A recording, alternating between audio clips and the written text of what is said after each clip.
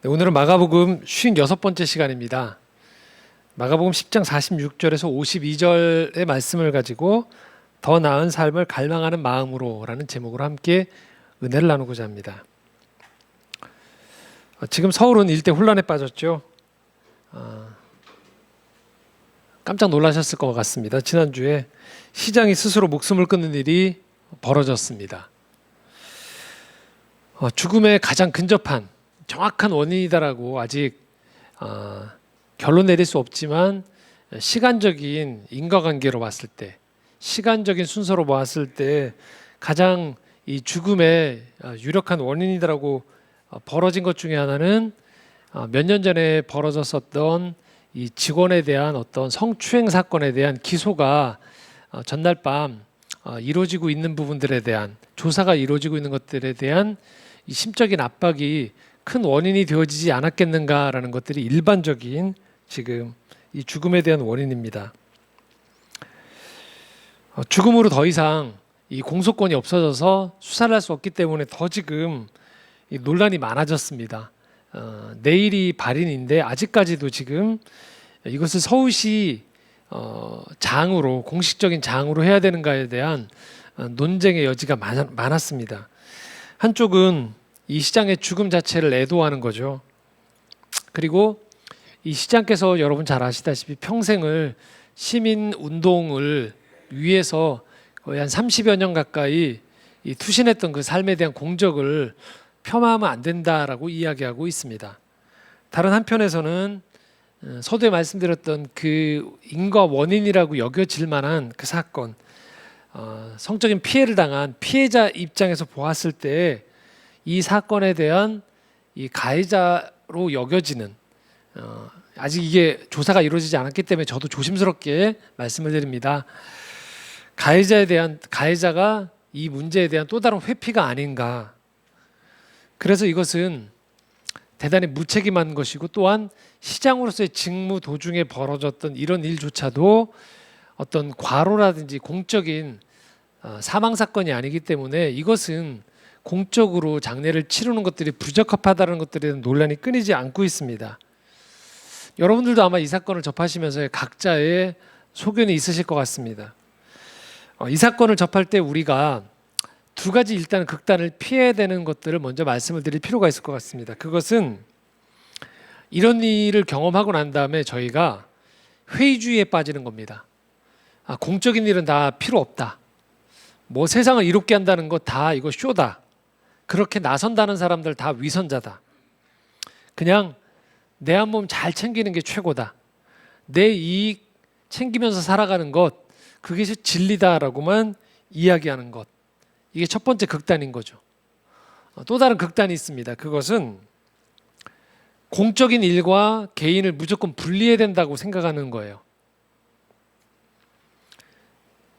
이 사람이 했던 공적인 일에 대해서 그 자체로만 봐야 된다라고 이야기하면서 이렇게 주장하는 거죠. 성인군자가 어디 있겠는가라고 이야기하는 거예요. 그래서 이 공적인 일을 하는 그 일과 개인을 무조건 분리해야 된다라고 이야기하는 것 또한 피해야 되는 태도입니다. 만약에 우리가 첫 번째 말씀드렸던 개인의 이익에만 충실한다라고 하면 그야말로 어떤 일이 벌어지냐면 이 세상은 지옥이 돼버려요. 공익적 가치에 대한 이런 문제들을 해결하지 않으려고 하면 이 세상은 정말로 지옥이 돼버린다는 거죠. 얼마 전에 제가 읽었던 그 책 중에 중앙대학교의 김누리 교수라는 분이 있어요. 요즘 한참 교육 관련해서 많이 회자가 되어지는 분인데 그분의 그 책에 보면 이런 내용이 나오더라고요. 우리나라 노인 자살이 너무 크다는 거예요. 노인의 자살이. 노인의 빈곤 지수가 44%가 그러니까 노인이라고 일컬어지는 사람들의 44%가 빈곤하다는 거예요. 그냥 약간 어렵다는 게 아니고 빈곤하다는 거예요. 아주 가난하다는 거예요. 네덜란드가 노인의 빈곤율이 3%라고 합니다. 덴마크는 1.4%라고 하고요. 근데 우리나라는 노인이 100명이라고 하면 그 중에 44명이 아주 가난하다는 거예요. 우리나라 10대에서 30대의 청년들의 사망 원인의 1위 역시 자살입니다. 그러니까 극도의 이 살인적인 경쟁률인 거죠. 내가 들어가고 싶은 곳의 경쟁률이 뭐 3대1, 5대1 이런 정도면 어느 정도 괜찮은데 아시겠지만 좀 괜찮다라고 하는 직장의 평균 경쟁률이 20대 1에서 많게는 100대 1, 200대 1까지 훌쩍 넘어갑니다. 이게 살인적인 거예요. 그래서 그 극도의 스트레스가 우리를 자꾸만 한쪽으로 몰아가는 거죠. 정상적인 생활이 되어지지 않을 수밖에 없는 환경으로 자꾸 몰아가서 자꾸만 살아가면서 사람들이 이런 생각을 하는 거예요. 내가 평생 열심히 살았는데 왜 이렇게 됐을까? 또는 젊은이들도 난 분명히 열심히 하고 있는 것 같은데 왜 길이 열리지 않지? 이것은 한 개인의 최선만 가지고 되어지지 않아요. 개인은 개인대로 최선을 다하지만 분명히 공적인 것들에 대한 것들이 뭔가 제도적으로 보완이 되어지고 사회가 좀 더 더불어 살아갈 수 있는 곳으로 만들어가는 것들이 필요합니다. 누군가는 그래서 이 일들에 나서야 되고 사회가 함께 마음을 조금씩 덜어내면서 이 일에 나아갈 필요가 있는 거예요.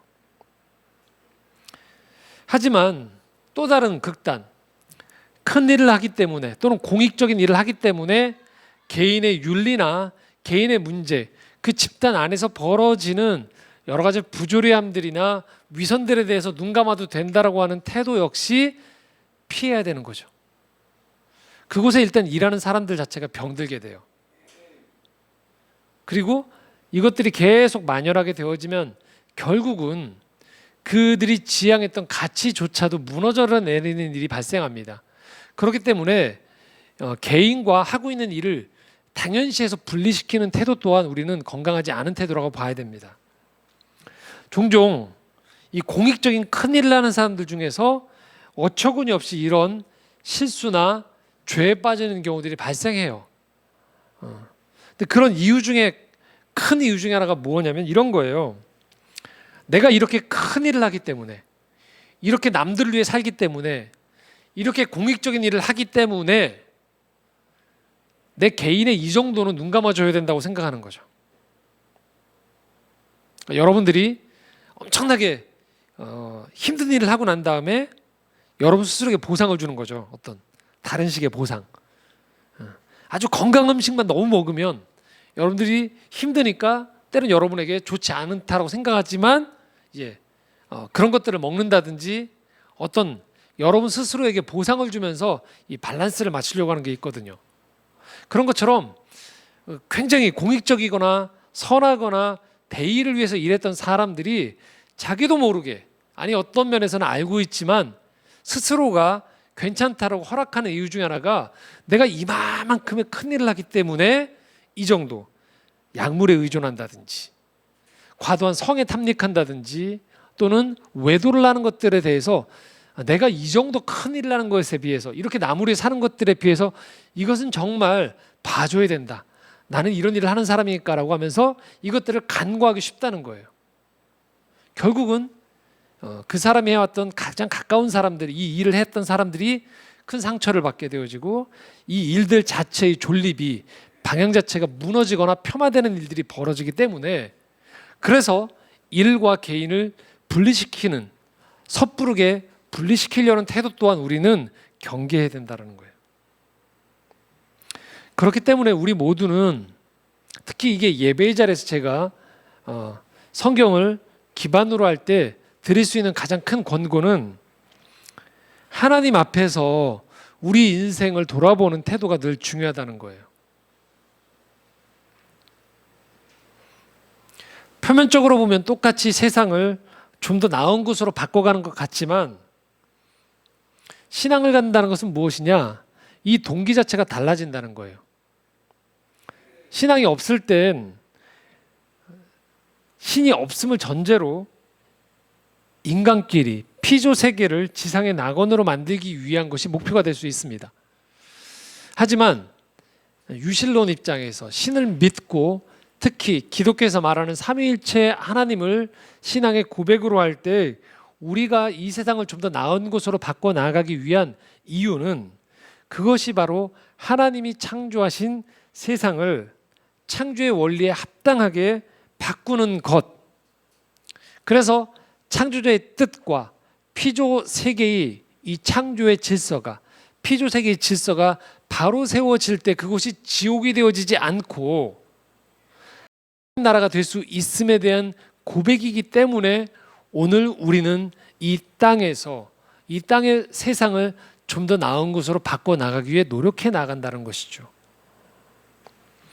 더 나은 세상을 바꿔 나가기 위한 그 동력이, 그 동기가 나의 양심, 그리고 내가 인생에서 경험했던 어떤 경험들, 또 공부했던 세계관이 아니라 하나님으로부터 오는 소명의식, 그리고 성경에 약속된 새하늘과 새 땅을 지금 이 땅에서부터 선제적으로 조금씩 실현해 나아가기 위한, 이걸 신앙적 표현으로 이렇게 표현합니다.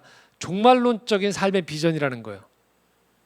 그러니까 끝난다는 의미의 종말론이 아닌 맨 마지막을 비전을 바라보면서 그 끝을 비전으로 오늘의 세계를 바꿔 나가기 원하는 것이죠. 그것에서 비롯되어져야 된다는 거예요. 그렇게 살아갈 때 우리는 이 땅에서 만나는 모든 사람들을 너는 어느 편이냐 라고 편가르기식으로 이야기하고, 내가 너보다 더 선하다, 네가 더 악하다의 그런 방식이 아닌 궁극적으로 하나님 나라의 부름받은 백성으로서 모든 피조 세계 안에서의 모든 열방 가운데에서 이 열방 모든 사람들이 딱 한 분, 그 하나님 안에서의 모든 피조물로서 예배자로 우리가 부름받았음을, 그 비전을 보는 거예요. 그렇기 때문에 우리는 이 세상을 살아가면서 나와 가치관이 다른 사람들과도 협력할 수 있고 기꺼이 동역자가 되어질 수 있다는 거예요. 그래야지만 우리는 이 세상을 살아가면서 대화를 할 수 있어요. 양보할 수 있어요. 그리고 보다 큰 그림을 향해서 투쟁의 방식, 적의 방식이 아닌 평화와 화평, 공존의 방식을 느리지만, 더딘 것처럼 보이지만 끊임없이 해나아갈 수 있는 비전을 가지게 된다는 거예요. 그래서 우리는 기독교 신앙 안에서 놓치면 안 되는 두 가지 원칙이 있습니다. 첫 번째는 뭐냐면요, 이 원칙을 우리가 놓치면 안 돼요. 예수님은 우리 삶이 더 나아지기를 원하신다는 거예요. 그리고 이 세상도 더 나은 곳으로 바뀌어지기를 원하세요. 예수님은요. 될 대로 되라. 이번 생은 망했다. 나나 잘 살아보자. 아니라는 거예요. 예수님은 오늘도 그래서 생명의 호흡이 있는 사람들이 자기 자신을, 그리고 자기가 거한 곳이 더 나은 곳으로 발전해 나아가기를 원하세요. 두 번째는요, 그것들을 바꿔 나아가는 동력, 그 힘과 비전이 예수님으로부터 온다는 것들을 우리가 알아야 된다는 거예요. 예수님으로부터 용기가 오고 지혜가 오고, 그리고 때로는 그 일들을 해나가는 가운데에서 회개를 하기도 하고 자기를 성찰하기도 하고, 때로는 포기해야 될 것들을 포기하는 것들을 예수 그리스도를 통해서 우리가 공급받는다는 것들에 대한 신앙 고백을 갖는 거예요. 그래서 우리는 이 일들을 개선시켜 나아가고 변화시켜 나아가는 일을 하면서 우리 스스로가 하나님의 자리에 올라설 필요가 없어요. 절대자의 자리, 완벽자의 자리에 올라갈 필요가 없습니다. 예배자의 자리로서 겸손하게, 구도자의 자세로서, 동역자의 자세로서 이 땅을 살아가면서 이 세상을 변화시켜 나아가는 것이 우리의 소명이라는 것입니다. 개인이든 또는 단체나 조직을 운영하는 그 누구든 우리는 날마다 하나님 앞에서 무릎을 꿇어야 됩니다. 하나님이 나를, 우리 가정을, 우리 회사와 공동체를 더 나은 곳으로 바꿔 나가기를 원하신다는 것, 그 비전을 발견해야 되고요. 그러면서 동시에 겸손히 매일매일의 삶에서 우리는 하나님의 인도하심을 구해야 됩니다. 피조물인 그냥 우리의 본연의 자세, 나 자체로 보면요, 우리는 누구나 본연이 개인의 이익에 집중하게 되어 있어요. 그리고 살아오면서 내가 배웠던 가치관들이 있어요. 그것이 부모가 됐든 동료가 됐든 또는 내가 학교를 다니면서 어떤 배웠던 가치관이 됐든 그것에 영향해서 자유로울 수 있는 사람은 없습니다. 그런데 끊임없이 성경을 읽는 가운데에서 또는 이게 신학을 기반으로 한 좋은 전망을 배워가면서 조금씩 그것들을 수정해 나아가는 거예요. 그렇기 때문에 우리는 때로는 그냥 자연인 본연의 자세는 나에게 손해를 끼치면 무조건 나쁜 거거든요. 하지만 이 점점 주님이 보신 비전 안에서 또 기도 가운데서 내 깊은 곳에 흐르는 그 주님이 일깨워 주시는 영혼의 민감함을 통해서 때로는 내가 손해를 볼 수 있지만 때로는 이전에 내가 많은 학식을 통해서 깨우치지 못했던 것이지만 주님이 내 마음을 바꿔 나가시는 것, 내 삶의 꿈을 바꿔 나가시는 것, 내 삶에 중요하다고 여기는 가치관이 바뀌어져 나아가면서 나라는 사람이 대단히 유연해지면서도 창조적으로 변해지고 때로는 담대한 사람이 되어져 가는 것, 그것이 바로 신앙이 우리에게 허락하는 이 비전을 가지면서 이 세상을 살아가는 것들에 대한 태도인 것입니다. 오늘 한 사람이 나와요. 여리고로 갔는데 예수님이 한 사람을 만나는데요. 그 사람이 참으로 인생의 어려움 가운데 처해 있는 사람이에요. 이 사람의 삶을 보면 절망하기가 딱 좋은 상태입니다. 46절에 이 사람의 모습이 나옵니다. 함께 읽겠습니다. 그들이 여리고에 이르렀더니 예수께서 제자들과 허다한 무리와 함께 여리고에서 나가실 때 디모데의 아들 맹인거지 바디메우가 길가에 앉았다가 한 사람이 나옵니다. 이 사람은 삶의 자리가 절망하기 딱 좋은 자리예요. 육신적으로 봤을 때 맹인이라고요. 우리의 그 감각의 70%가 시각이라고 하죠.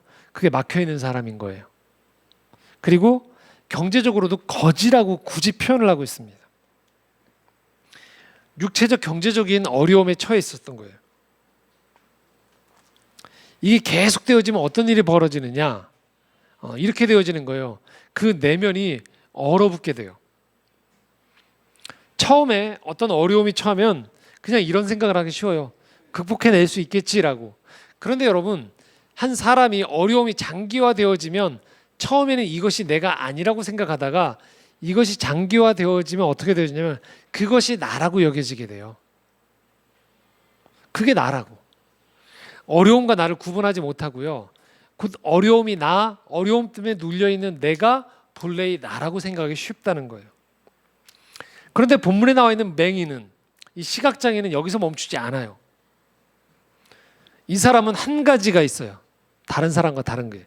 그것은 뭐냐면 여전히 내 삶이 나아질 거라는 것들에 대한 희망을 포기하지 않았다는 거예요. 그리고 이것이 간절함으로 표출되어집니다. 47절 말씀입니다. 함께 읽겠습니다.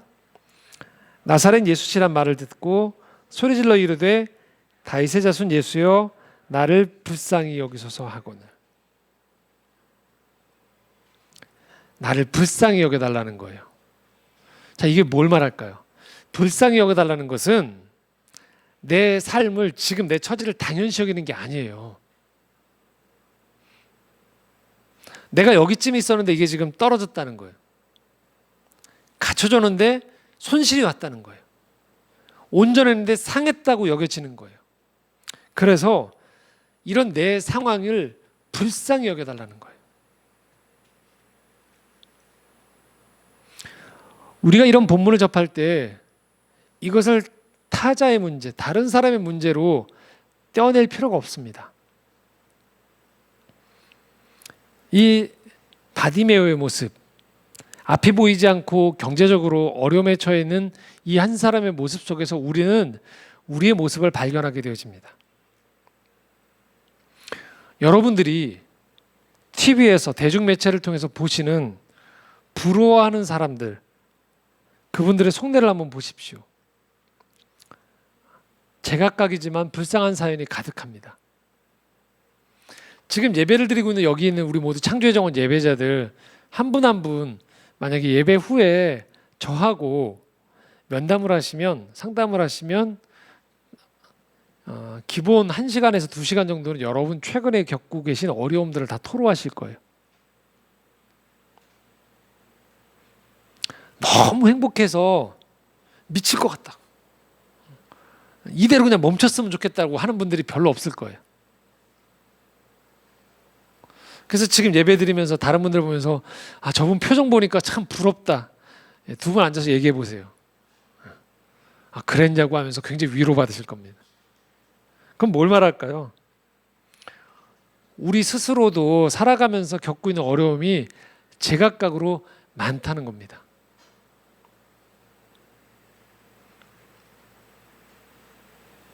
그런데 여기서 아주 결정적인 장면이 나와요. 48절입니다. 함께 읽겠습니다. 많은 사람이 꾸짖어 잠잠하라 하되 그가 더욱 크게 소리질러 이르되 다윗의 자손이여 나를 불쌍히 여기소서 하는지라. 불쌍히 여겨달라는 이 바디메오의 외침에 외부적인 압박이 들어오는 거예요. 장벽이 세워. 어떻게 해요? 꾸짖어서 잠잠하라고 얘기한다는 거예요. 외부적인 내가 아닌 다른 사람들은요, 원하는 게 사실은 하나예요, 여러분. 뭔지 아세요? 그냥 똑같이 흐르는 걸 원해요. 누군가가 외치거나 누군가가 변화를 일으키려고 하면 여러분 무척 피곤해집니다. 싫어집니다. 자기 안에 불쌍함은 보이지만 다른 사람의 불쌍함은 잘 안 보여요, 사람들이. 누군가가 그것들에 대한 하소연을 하거나 변화를 일으키려고 하면 사람들은 불편하게 돼 있어요. 그것이 좋은 변화든 제도의 개선을 원하는 것이든 외치기 시작할 때 사람들은 이렇게 얘기하는 거예요. 꾸짖어서 잠잠하라고 얘기하는 거예요.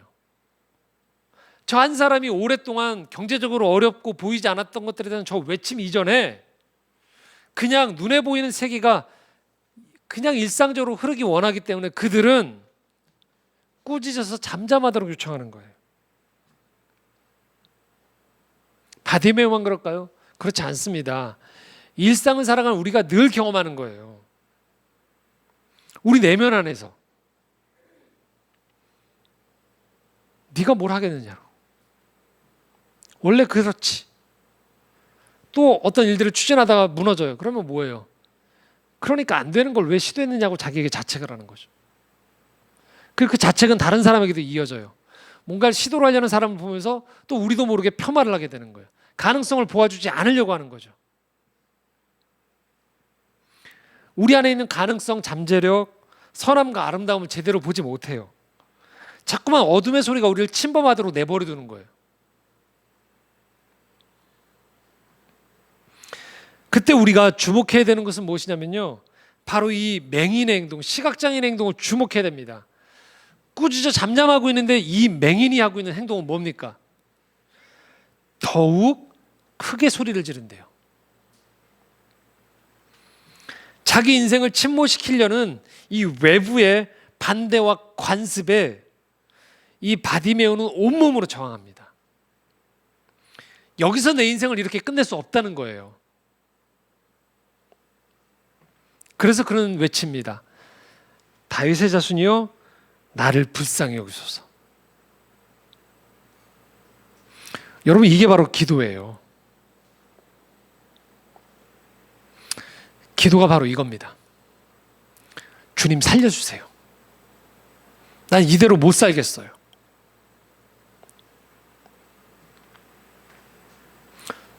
제 자신을 바라봤을 때 저도 자신이 없지만 주님 도와주십시오.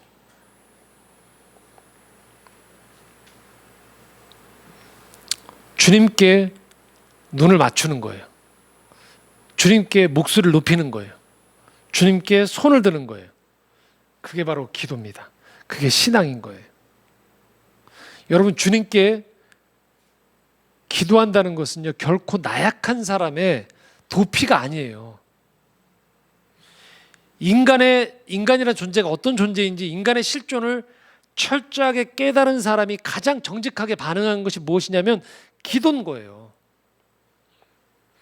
나를 초월한 그분의 앞에서 정직하게 도움을 청하면서 내 일상을 최선을 다하는 것, 그것이 인간의 본분인 거예요. 하나님은 오늘도 우리가 도움을 요청하기를 원하세요. 다른 사람이 칭찬이나 평가절하 때문이 아닌 우리가 들어야 되는 첫 번째 소리는 무엇이냐? 하나님으로부터 오는 그 소리를 붙잡는 거예요. 우리를 바라보시는 주님의 시선에 우리 시선을 마주치는 거예요. 그리고 주님이 나를 회복해 주시기를 원하는 거죠. 49절 이런 반응들이 이제 나옵니다. 함께 읽겠습니다. 예수께서 머물러 서서 그를 부르라 하시니 그들이 그 맹인을 부르며 이르되 안심하고 일어나라 그가 너를 부르신다며. 예수님이 머물러 서서 그를 부르라고 하세요. 주변 사람들에게. 그러자 그제서야 사람들이 반응합니다. 어떻게 해요? 안심하고 일어나라서 그가 너를 부르신다고 뒤늦게 얘기를 해요. 이것이 주변 사람들의 반응이에요, 여러분. 그제서야 뒤따라오게 되어 있어요.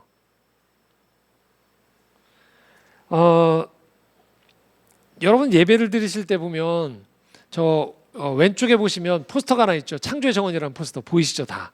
네, 벽 쪽에. 어떠신가요, 여러분들? 어울리신가요?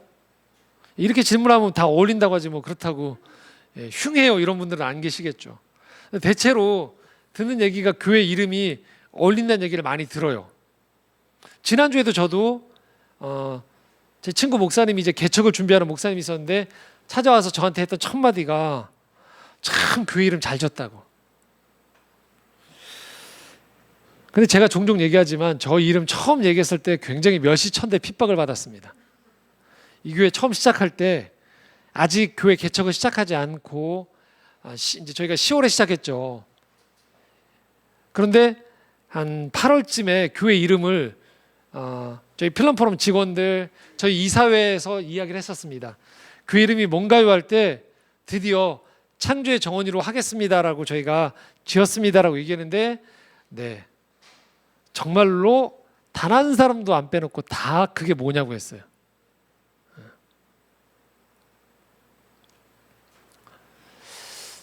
제가 저 이름을 잘 졌다고 얘기하는 게 아니고요.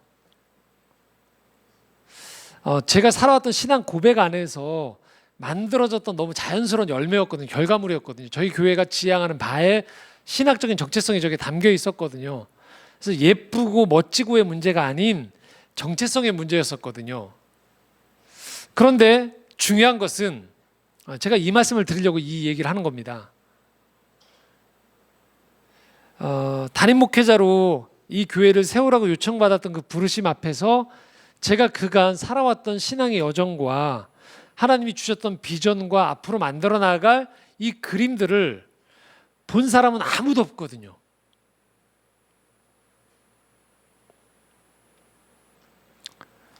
굉장히 맨 마지막에 지향점 딱 한 사람 책임져야 되는 이름을 지어야 되는 그 순간에 저에게 비롯된 책임이었어요.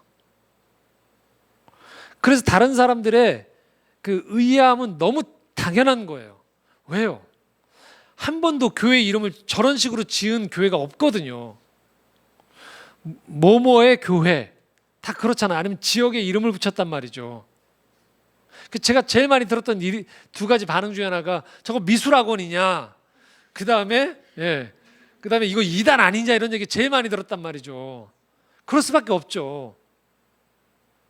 근데 제게는 하나님 주셨던 비전 중에 하나가 뭐였냐면 이 세상을 하나님이 지어놓은 히스 가든 그분의 정원으로서 부름받은 우리가 이분법적으로 살지 않고 이 세상을 갖고 나가는 것들에 대한 생태적이며 유기적이면서도 창조적으로 만들어가는 것들에 대한 그 하나님이 주셨던 그 부르심이 있었단 말이죠.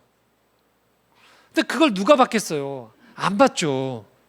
그리고 이 비전을 점점 만들어가는 것들에 대한 동의하시고 함께 그 비전을 보는 분들이 한 분 한 분 오기 시작하는 거죠. 지금처럼요. 그러니까 첫 반응은 당연히 뭐겠어요? 꾸짖어 잠잠하라죠. 바꾸라고, 이름 이상하다고. 저러면 안 온다고. 당연한 거죠. 그런데 점점 비전이라는 것들, 꿈이라는 것들은 뭐냐면요, 점점 만들어가면서 형성되어져 가면서 비로소 가시적으로 보일 때 반응이 일어나게 돼 있어요.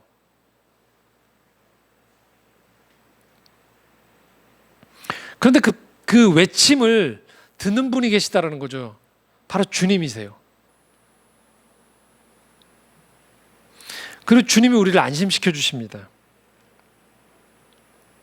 그래서 지금 주변 사람을 통해서 들려오는 이 음성이 바로 주님의 음성인 거예요. 뭐라고 얘기하시냐면요. 안심하라. 일어나라. 너를 부르신다는 거예요. 예외가 없습니다. 여러분 모두에게 해당되어지는 얘기예요. 주님은 오늘도 우리에게 말씀하세요. 평안하라고 얘기하세요. 두려워하지 말라고 얘기하세요. 그리고 거기 머물러 있지 말라고 얘기하세요. 일어나라고 얘기하세요. 그리고 오늘도 우리를 불러주신다는 거예요. 그 주님이.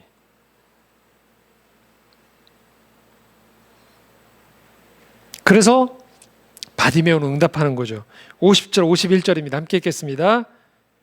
맹인이 겉옷을 내버리고 뛰어 일어나 예수께 나아오거늘 예수께서 말씀하여 이르시되 내게 무엇을 하여 주기를 원하느냐? 맹인이 이르되 선생님이여 보기를 원하나이다. 이 동작을 보십시오. 겉옷을 내버렸대요. 조금이라도 빨리 저분 앞에 나아가기 위해서 거추장스러운 것들을 내버리는 거예요. 뛰었어요. 일어났어요. 그리고 나왔어요. 적극적인 의지의 표명인 거죠. 내 삶을 이대로 두지 않기 원한다는 거예요. 그 음성이 들리는 쪽을 향해서 나아간다는 거예요. 이것은 누구도 대신해 줄 수 없는 거예요. 우리 인생. 그리고 주님이 물으시는 거죠. 뭘 원하느냐? 주님이 모르셨겠어요? 아시죠? 그런데 물으세요. 그때 누가 대답을 하는 겁니까? 내가 대답을 하는 거예요. 어떻게 해요? 나는 보기를 원한다는 거예요. 나는 보기를 원한다. 해주실 거면 해주시고 말려면 마세요가 아닌 거예요. 거절의 두려움을 안고 여러분 나아가는 게 신앙인 거예요. 혹시라도 내가 외쳤을 때 저분이 모른 척 하시지 않을까? 여러분 그걸 두려워하면서 나아가지 않는 게 아닌 거예요. 신앙이란 건 뭐냐면요.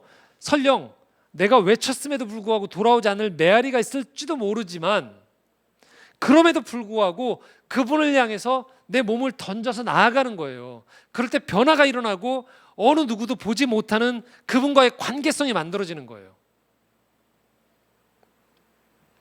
저는 이대로 못 살겠습니다. 제 삶이 이대로 끝나는 것 저는 원하지 않습니다. 저를 구원해 주십시오. 이게 믿음인 거예요. 이게 신앙인 거예요. 인생은 이 단 하나의 이 중대한 고유한 부르심 앞에서 자기 생을 살아가는 것이 인생인 거예요. 누군가의 칭찬을 듣거나 누군가의 보이기 위해서가 아닌 거예요. 자기 앞에 주어진 하루 안의 시간을 통해서 그 다음 내일을 오늘보다 낫게 만들어가겠다는 의지 속에서 하나님을 의지하며 나아가는 것, 그분께 지혜를 구하는 것, 그분 앞에서 나의 부족함과 연약함을 점점 덜어내면서 변화되어지는 것이 인생의 소명인 거예요. 그래서 함부로 목숨을 끊으면 안 돼요. 함부로 끝났다고 절망해서는 안 돼요. 왜요? 이것이 나만의 생이 아니거든요. 우리를 부르신 주님과의 관계 안에서 벌어지는 영적인 신비가 있는 것이 이 땅에서의 부르심이기 때문에 그렇습니다.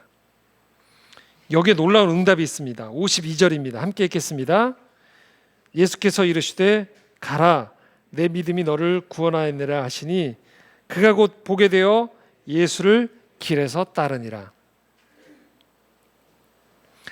주님이 이렇게 말씀하시거든요. 네 믿음이 너를 구원했다. 여러분 이거 오해하시면 안 됩니다.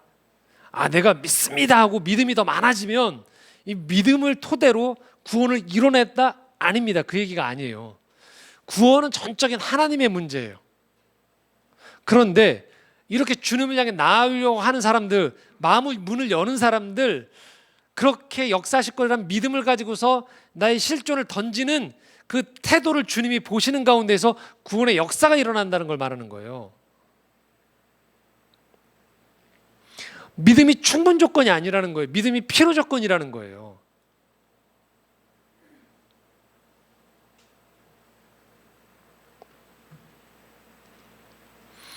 하나님의 구원하려는 작정하심, 계획하심이 믿음이라는 통로를 통해 우리에게 온다는 의미인 거예요. 오늘 주님의 물으심이 여기에 있는 거예요. 주님이 이렇게 물어보시는 거죠. 너 괜찮은 거냐? 물으세요. 주님이 이렇게 물으시는 거예요. 너 안 괜찮은 것 같은데 왜 내게 도움을 요청하지 않느냐라고 하는 거예요. 왜 너는 더 나은 삶을 구하고 있지 않느냐라고 물어보시는 거예요. 여러분, 간절함만으로는 절대 변화가 찾아오지 않아요. 그러나 우리를 더 풍성한 삶으로, 더 나은 삶으로 바꿔주시기 원하시는 하나님이 계시기에 우리의 간절함은 변화를 일으킬 수 있는 아주 중요한 동력이 되어지는 거예요. 그래서 믿는다는 것은요, 하나님 앞에 도움을 요청한다는 것은 현실을 도피하는 것이 아닌 가장 적극적인 삶의 자세를 갖는 것다는 것을 의미하는 거예요. 그럴 때 주님은 우리가 그 간절함으로 내가 보는 내 눈에서 이대로 못 살겠습니다 하고 나아갈 때 출발은 내 편에서 나가는 거예요.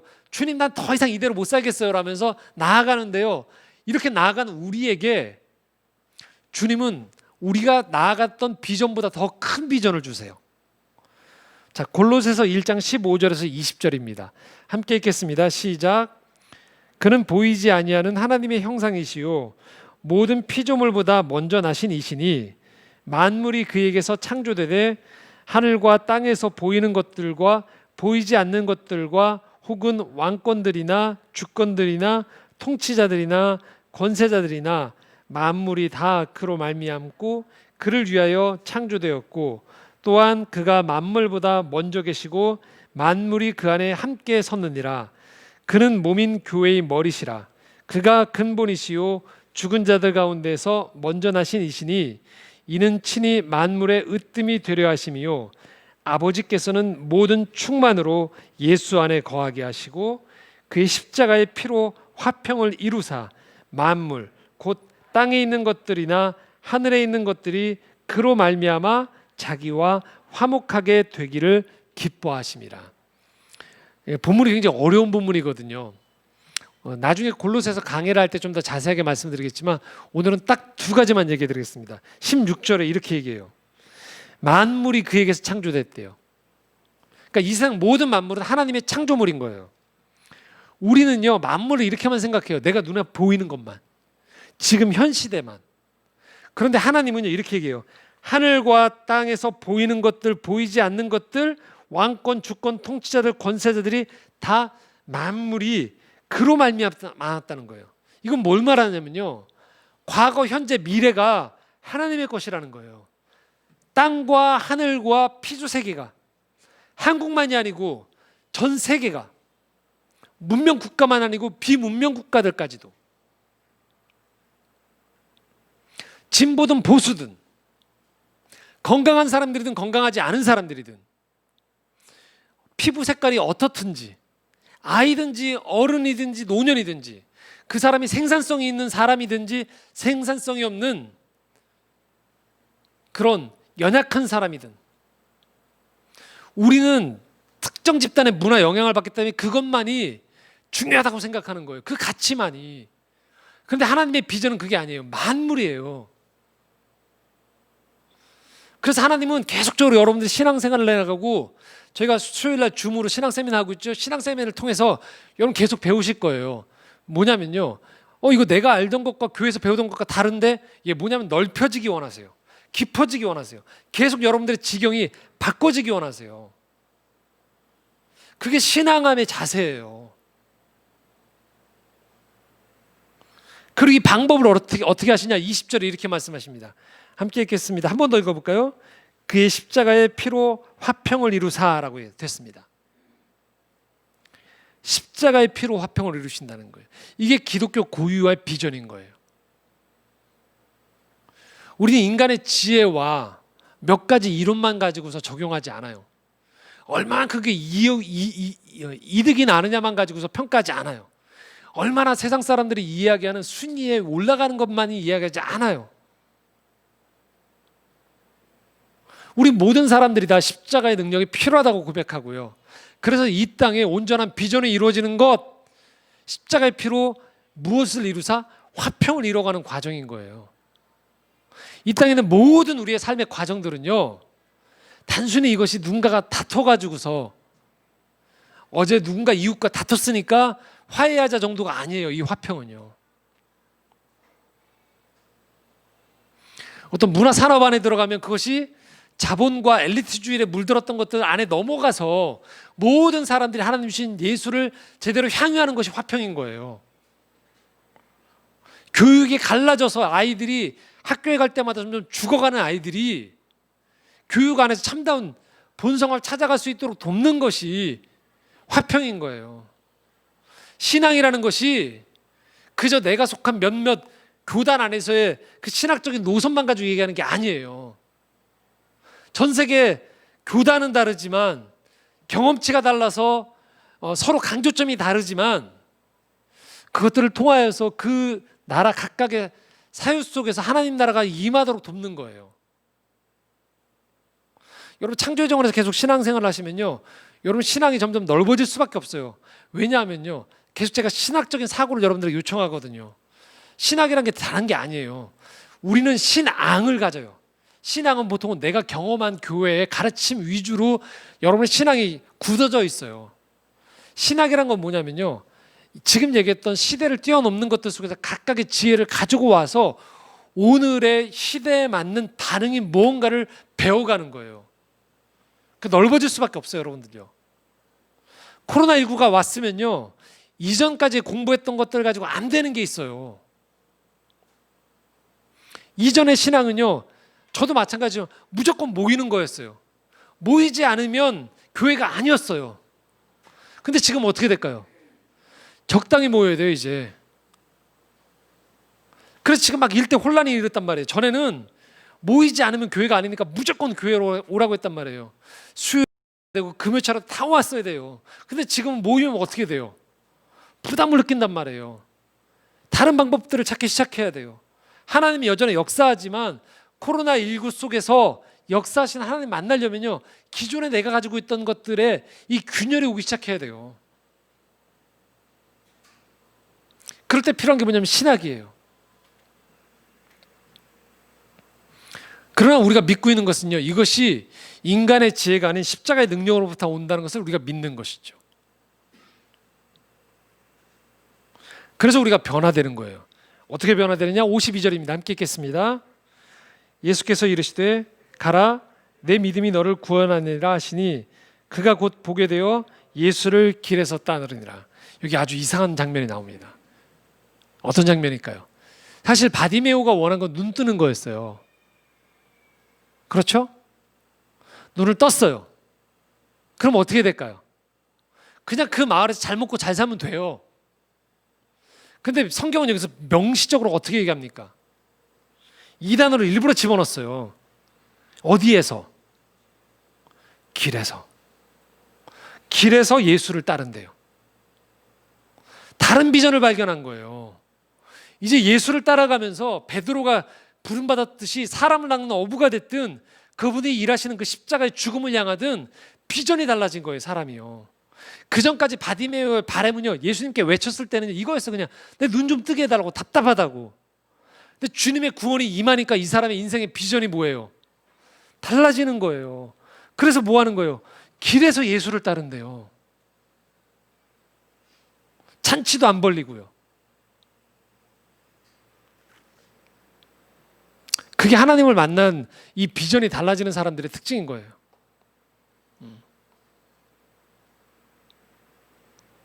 오늘도 주님은 우리가 나은 비전을 꿈꾸기 원하세요. 이대로는 안 되겠다라는 것들에 대한 그 희망을 포기하지 않기 원하세요. 그러나 이것을 여러분 혼자의 굳은 결심과 더 많은 노력만 가지고 하기 원하지 않으세요. 이 문제를 철저하게 바디메오가 주님 앞에 나아갔듯이 나를 불쌍히 여겨달라고 하면서 주님께 지혜를 구하면서 간절히 외치면서 나아가는 거예요. 그럴 때 주님의 비전이 우리에게 임해요. 사람을 붙여주시든지 공동체를 만나게 해주시든지 때로는 금방 열리지 않아서 내가 기다려야 될 수도 있어요.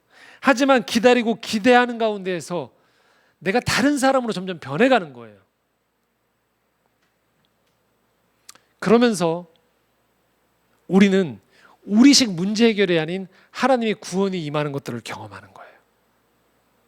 그리고 나를 통해서 우리는 하나님 나라가 이루어지는 것들을 꿈꾸기 시작하고 그 경험들을 하기 시작하는 겁니다. 우리 한 사람은 참 연약해요. 조금만 밥을 굶어도 배고파서 어쩔 줄 몰라 하고요. 잠이 부족하면 짜증내고요. 조금이라도 가시가 박히면 다른 거 아무것도 눈에 안 들어오는 게 우리예요. 참 연약한 게 육신의 몸을 입고 있는 사람이에요. 근데 놀라운 것은 이 연약한 사람이 주님 앞에 나아가면 주님이 주님의 비전을 우리에게 주기 시작하는 거예요. 그리고 주님의 꿈을 꾸면서 우리의 이 땅의 삶이 달라지는 겁니다. 조금 더 숨을 오래 쉬는 것, 조금 더 맛있는 음식을 먹는 것 넘어서의 그 비전이 우리에게 임하고, 그럴 때 우리의 삶은 이 땅을 살아가면서도 구원을 경험하고 하나님 나라를 증언하는 증언자로 살아갈 수 있게 되어지는 것입니다. 이것이 여러분 모두에게 부르신 하나님의 부르심이요 초청인 것입니다. 함께 기도하겠습니다.